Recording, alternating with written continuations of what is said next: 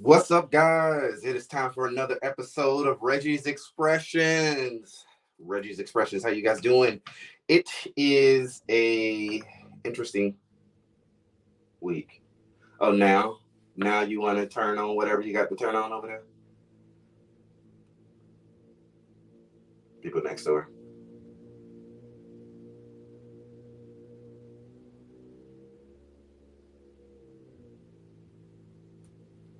I'm trying. There might be. My garage is right downstairs. Y'all might not be able to hear that. Anyway, what's going on? It is time for another episode of Reggie's Expressions, and I just want to tell you guys happy Sunday.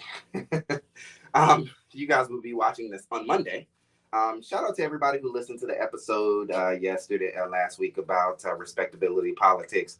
I hope it gave you a little bit of an insight on what that looks like in our community and how Black people really can be, that could really affect us and how we navigate this world.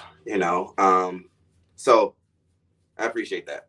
I appreciate you guys. As you can see, donations aren't necessary. It is free for you guys to watch, comment, chime in. But if you're feeling compelled, you can send it to the Cash App. It is listed right there. Okay.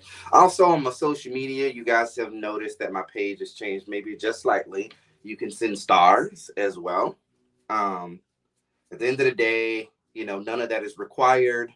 But I'm not going to sit here and lie and say that it wouldn't be nice. I do kind of consider myself a bit of an influencer. And you can consider that to be arrogant or whatever the case may be. But I think that my experience that I have matters. And, I think it makes a big difference in terms of, I think it helps people to kind of consider things that they hadn't considered in the past. So I don't take what I have and what I'm doing lightly. Okay. So as you guys can see, I have my Reggie's mobile notary, which I am getting new shirts. Shout out to the homie who actually made my new logo. Really quickly, I'm going to show y'all here. And I know I said it was, business. It goes back and forth, but you know what? It depends on what influenced me for that week. So we're gonna talk about it all, and I'm not holding myself to that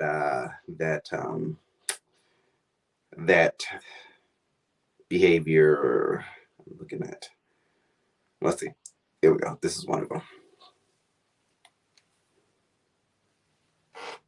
It's probably gonna be really tough for you to see.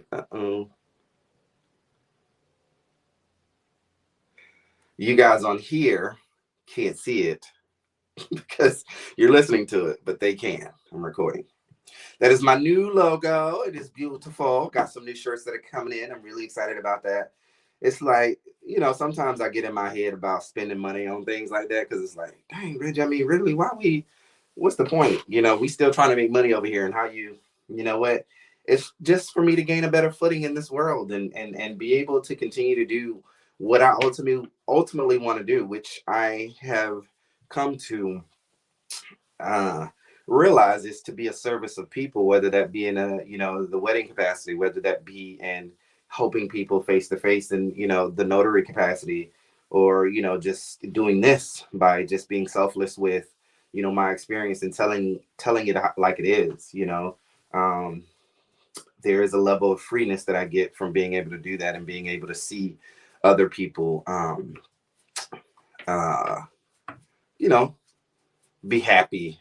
I'm not gonna lie, there might be a little bit of narcissism in that, where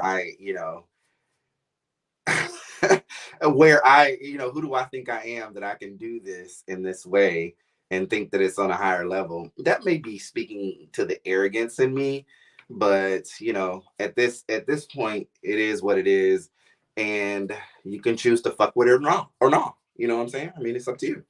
But for those of you who decided to stick around, join us.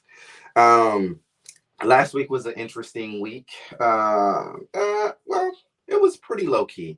I had a wedding on last Monday. It was really fun, really interesting.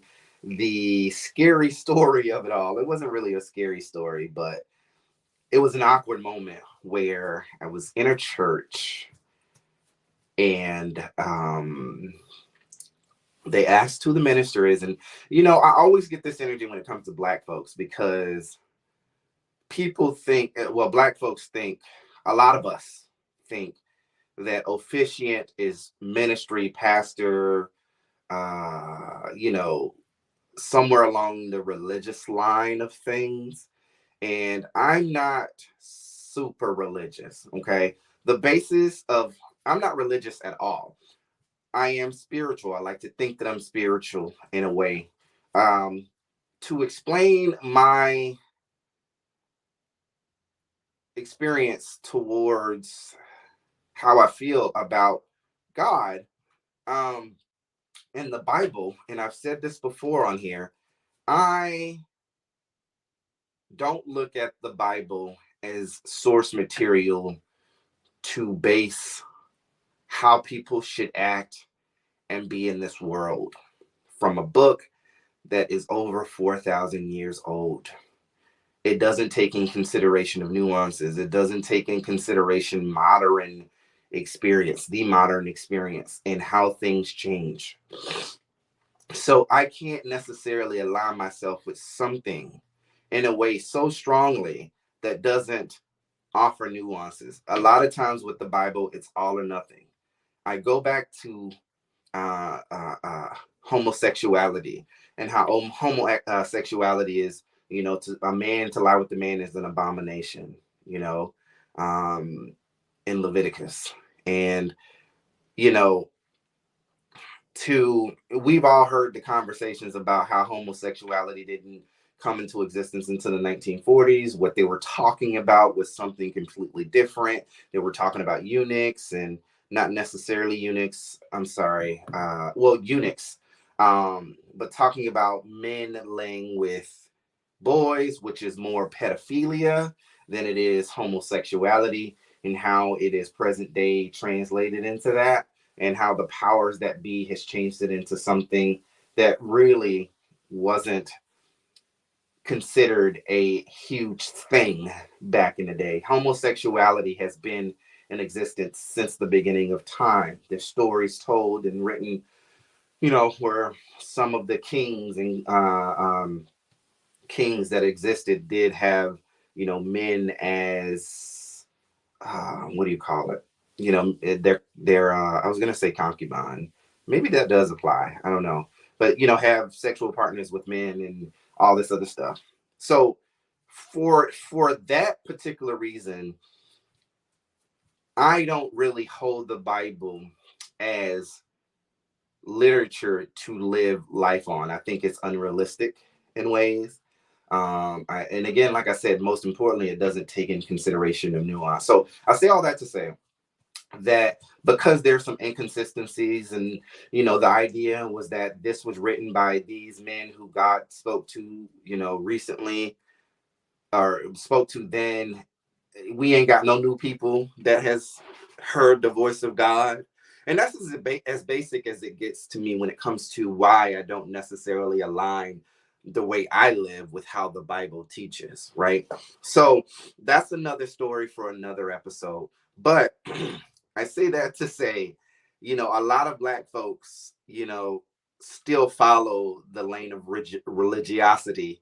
And it plays out when they get married, or you know, um, funerals and things like that. That it goes back to being as you know seen as the most religious thing, and all of that. So I was hired by this couple that just found me on Google, and they were a very sweet couple. I didn't do any couples counseling, which yes, that is something that I do, or anything like that with them. They were hiring me specifically for a job, and it was right down the street. So anyway, we were there. I get there a little early, and the bishop that was there was like, "Oh, who's the minister?" And I said, "I am," like sheepishly, like I am. And he goes, "Oh, you're the minister?" I said, "Yeah, I'm a minister. I am ordained." So um, he goes, "Oh," he comes over to me. What do you minister? And I'm like, and he goes, oh. And then I take a moment to go in and kind of express myself to him, because I am awkward in that instance where sometimes when I felt like I needed to justify myself. I didn't have to. I didn't need to, but I did. And he even, stated that. But I explained to him that I am an ordained minister. Obviously, that's super easy. Anybody can do that. I felt, that it would add a little validity to, what I do, as a wedding officiant, which it does. I am about marrying a person, whoever that may be, whether that be masculine, feminine, it doesn't matter. Or I'm sorry, wrong choice of words, lesbian, trans, gay, straight, all of that. I'm all for it. I'm all for self-expression. So, I do feel that I am a minister in that way. You know, and I understand that it's not lost on me that there's a huge responsibility behind what I do. But I also have to make sure that I don't place how I feel about, you know, about a particular situation or relationship because I want them to come to their own decision. I think I've gotten a little too far off of what I wanted to say. But anyway, what I'm trying to do, I'm telling them specifically about this story. So, I explained to him, he said, you don't have to. I said, well, I feel like I need to, and I will, if you don't mind. I explained to him how I, became this. And I told him, I said, to me, this is my way of being of service to people. I expressed, how my mom passed away. I wanted to leave something that would be considered, her legacy, extending her legacy, from just, having me as her son and then passing away. And, I'm not like super religious, and we didn't really get into detail. I just kind of expressed that to him. After I got done, I went back over to him and we talked a little bit more. He did cite, a few sources in the scripture about how lost he felt that we are, and other things. So, I didn't really align with him that much, but, he was saying that I should probably continue my tutelage, or find someone that can tutor me into, being a better, I guess, officiant and recognizing the weight behind the religiosity of what I do and how I need to kind of, or at least that is what I felt that he was pushing, or not pushing, wrong choice of words. So what he was trying to say, I guess. So anyway, long story short, I married them and it was a very good ceremony. I, enjoyed it. I always get people who come back after it saying that was a great job. I appreciate what you do, kind words, yada, yada, yada, yada. And I'm appreciative of that. And I know that I'm a vessel to being able to get people to that point. Of realize, or not realizing, but getting to that point of like, okay, I want to marry this person and I want to be with them forever. You know what I'm saying? So um I hope in some way that kind of shakes out, but that was how my week started. The rest of the week kind of went as it would. Normally I worked. I had to work this weekend. Um, I did not gain any new business this week. I did a couple. I think Carlos did a notary signing on Sunday. No, not Sunday, but Thursday. So he did that, and yeah, it was low key. I do sometimes get down about not pulling the customers. Now, when I say I didn't gain any new customers, it doesn't mean that customers didn't reach out to me. What it means is I didn't take on any new clients. So, I've had an opportunity to speak with a numerous amount of people, but some people just feel like, or I don't really know what they think. But typically, I reach out to them, let them know what my price includes, and then I tell them my price, and then it stops. I haven't really done a deep dive analysis. I mean, I've thought maybe I'm too expensive, or maybe I'm, not expensive enough. I've thought a multitude of things, and I don't really have an answer to why it is. I just know that I'm going to continue and commit to pushing, my brand of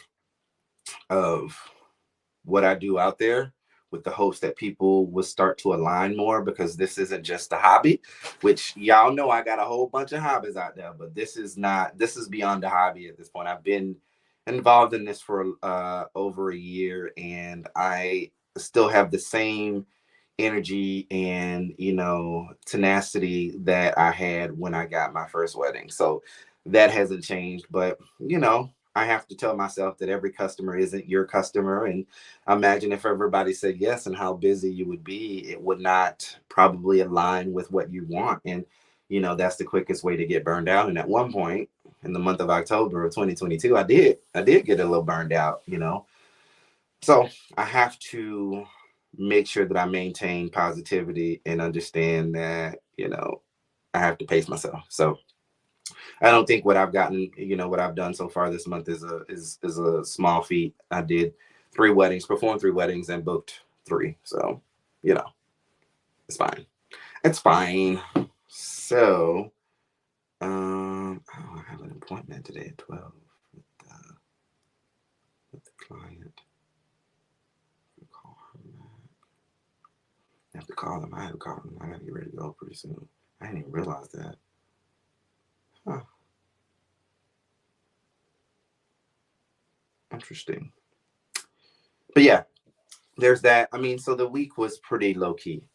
Um, the unfortunate part about this weekend is, or at the latter part of the week, is we, learned of 5 black men in Memphis, Tennessee that were fired and arrested for killing Tyre Nichols. And how unfortunate. I did get a chance to watch the video. I didn't watch it all the way through, mostly because I just couldn't, stomach that. And it's just very sad that we're at a place now.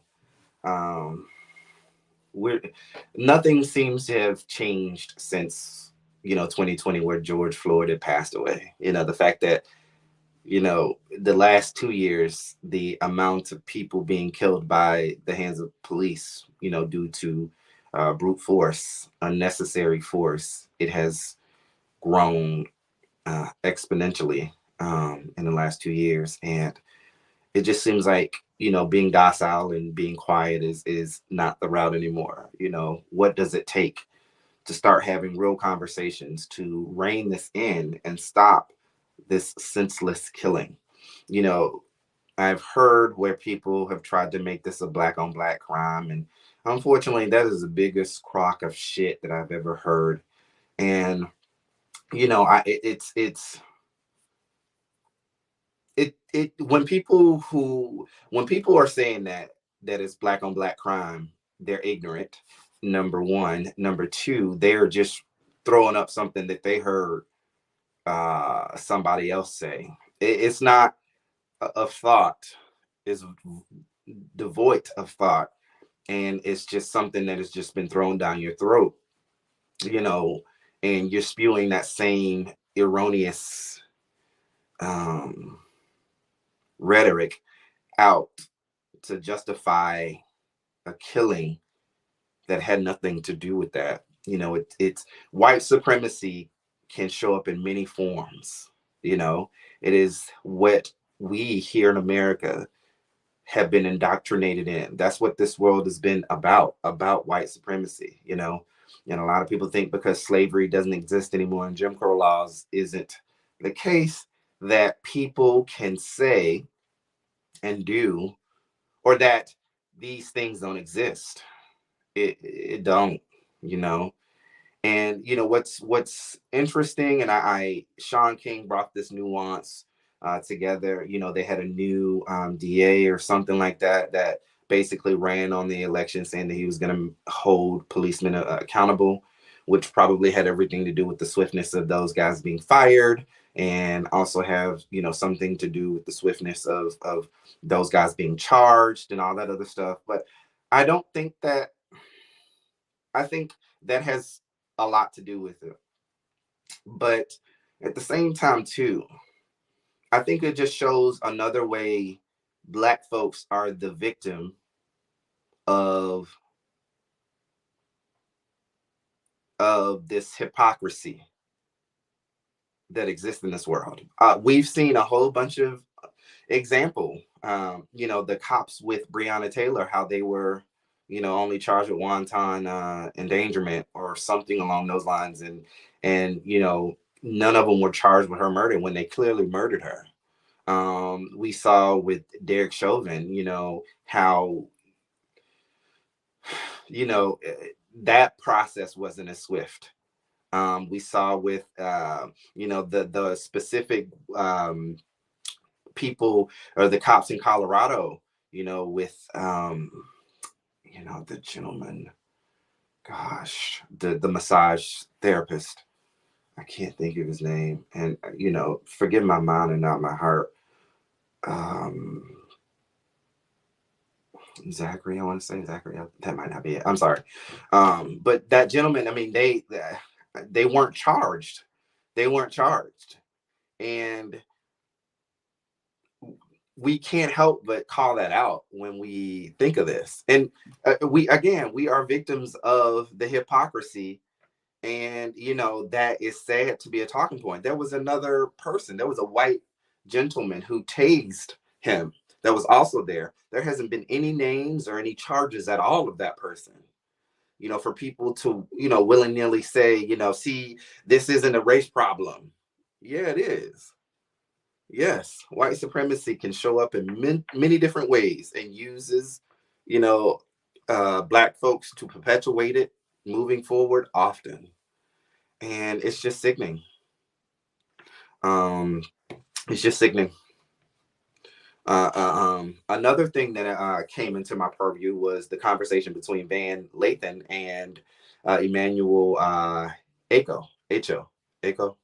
I don't know how to pronounce his name, but I think it was a very good conversation to have. I mean, people can talk about how passionate Van was and how the point was missed, but I think that he hit a point with the fact that we can't sit down and be docile and make other resolve or absolve other white people for feeling less racist. We can't do that. Like, we aren't here to teach people. And Emmanuel Acho a couple years ago had this really, at the time, supposed to be groundbreaking. This happened during the pandemic in 2020, where it was uncomfortable conversations with the black man, and he was the black man. And a lot of times his conversations lack depth. And I remember sitting down because I was excited about watching it and getting about 15 minutes into the episode with him and Oprah and hearing how it sounded. And it was just like, this ain't this to me. At the time, I didn't know how to articulate it, but it digs into respectability politics. You know what I'm saying? It goes straight to that. And it the more even keel and docile a black person can be, the better received the messages from white folks. When we have a reason to be upset, we have a reason to be angry about what we're going through, especially those of us who are in the South, the ones that, Florida and Georgia and North Carolina and Alabama and all those places, because it's a different brand and breed of racism down here, you know? So yeah, it's unfortunate, man. It's extremely unfortunate. And I'm glad that Van Lathan got an opportunity to speak what I think a lot of people really wanted to say, but were conflicted by it because they wanted to have those conversations, what was supposedly uncomfortable, but wanted it to have a little bit more discord than what was there. It just seemed like he was just answering questions that white people had. And it's tough. It's tough. I didn't know what it was at the time, and I never watched another episode after I saw it, but I brought it up yesterday, and it just reeked of. And I saw a couple, not many clips, but I went back and I saw some things. But you know, it basically brings into play the different ways that people can attack, this thing called racism and white supremacy. And I'm I'm on the side of Van because I feel like, for someone who feels very strongly about respectability politics, I know that doesn't work. And it just comes from a place of fear a lot of times, because that was survival for us back in the day. That's how we had to survive. And even then it wasn't palatable. It wasn't reasonable. And I think that he said a lot of what people wanted to say to this gentleman. And yeah, maybe there were some misses and it came off a little bit more angry than it should. But I think that is a sentiment that a lot of Black folks share. And, there's been some missteps by, Emmanuel Acho, and I just felt like it needed to be said. So I'm kind of glad that that conversation is said. And I'm looking forward to, digging deeper into other conversations and listening to other conversations about their conversation. But I personally am on the side of Van Lathan with this one. So I'm going to go ahead and go, guys. I'm going to cut this short. This is going to be a horrible, horrible ending. And for that, I apologize, but it'll leave you wanting more. I intended to go a little bit deeper, but I have to go because I have an appointment and I also have a notary appointment too. So I will talk with you guys later. It has been my pleasure. Continue to listen. You can find me on all social media, Reggie's Expressions on Facebook and YouTube. And you can also find me on Reggie's REGGEES dot expressions on Instagram. All right. And you can check me on RL Socorro Garner on social media as well. So enjoy your day. I apologize for it ending abruptly, but this is my bad for not planning accurately. You guys have a good rest of your day. Peace. Bye.